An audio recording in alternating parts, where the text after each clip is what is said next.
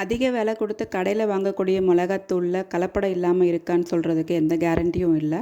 So நம்மளே இது வீட்டில் அரைக்க முடியும். ஸோ அதுக்கு நான் காஷ்மீரி மிளகாத்தூள் அரைக்க போகிறேன். அதுக்கு நான் காஷ்மீரி மிளகா கழுவி காய வச்சுருக்கேன். நல்லா காயணும். இந்த மாதிரி நல்லா உடைக்கிற அளவுக்கு காஞ்சிருக்கணும். அந்த மாதிரி காஞ்சதுன்னா நம்ம வீட்டிலேயே மிக்ஸி ஜார்லேயே ஈஸியாக அரைச்சிக்கலாம். இது கலருக்காக மட்டும்தான் நம்ம யூஸ் பண்ண போகிறோம். ஸோ அந்த கலர் பொடியை நம்ம கடையில் வாங்கக்கூடிய மிளகாத்தூளில் கண்டிப்பாக கலந்துருப்பாங்க. இது நம்ம வீட்டிலே எப்படி செய்யலான்னு பார்க்கலாம். அதுக்கு நான் காய வச்ச காஷ்மீரி மிளகாவை 2 உடச்சி போட்டு மிக்ஸி ஜாரில் போட்டுக்கிறேன். முழுசாக போட்டிங்கன்னா அரைக்கிறதுக்கு சிரமமாக இருக்கும். ஸோ இந்த மாதிரி நல்லா போட்டு அரைச்சிட்டு பாருங்கள், ஓரளவுக்கு ஒரு 80% அரைஞ்சிருக்கு. இன்னும் கொஞ்சம் திப்பி திப்பியாக இருக்கிற மாதிரி ஃபீல் பண்ணிங்கன்னா திரும்ப திரும்ப போட்டிங்கன்னா நல்ல ஃபைன் பவுடராக அரைஞ்சிரும். ஸோ கடையில் எப்படி கிடைக்குமோ அந்த அளவுக்கு ஃபைன் பவுடராக எனக்கும் கிடச்சிது.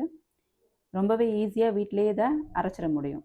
ஸோ நீங்களும் இதை ட்ரை பண்ணி பார்த்துட்டு எப்படி இருந்துச்சுன்னு சொல்லுங்கள். பாருங்கள் எவ்வளோ ரெட்டிஷ்ஷாக கடையில் எப்படி வாங்குவீங்களோ அந்த அளவுக்கு நல்ல ஒரு ரெட்டிஷ் கலரில் சூப்பராக கிடச்சிது. எனக்கும் ஃபைன் பவுடராகவே கிடச்சிது.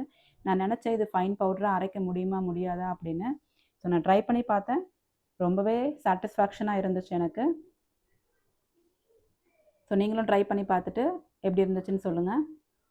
நான் உங்களுக்கு டிஃப்ரென்ஸ் காமிக்கிறேன் பாருங்கள். நார்மல் சில்லி பவுடருக்கும் காஷ்மீரி மிளகாய் தூளுக்கும் டிஃப்ரென்ஸ் பாருங்கள். இது வந்து காஷ்மீரி மிளகாய் தூள் நான் இப்போ அரைச்சது. இதை நான் ஒரு பவுலில் ட்ரான்ஸ்ஃபர் பண்ணிக்கிறேன். ஆறுனதுக்கப்புறம் ஒரு பவுலில் ட்ரான்ஸ்ஃபர் பண்ணிக்கோங்க.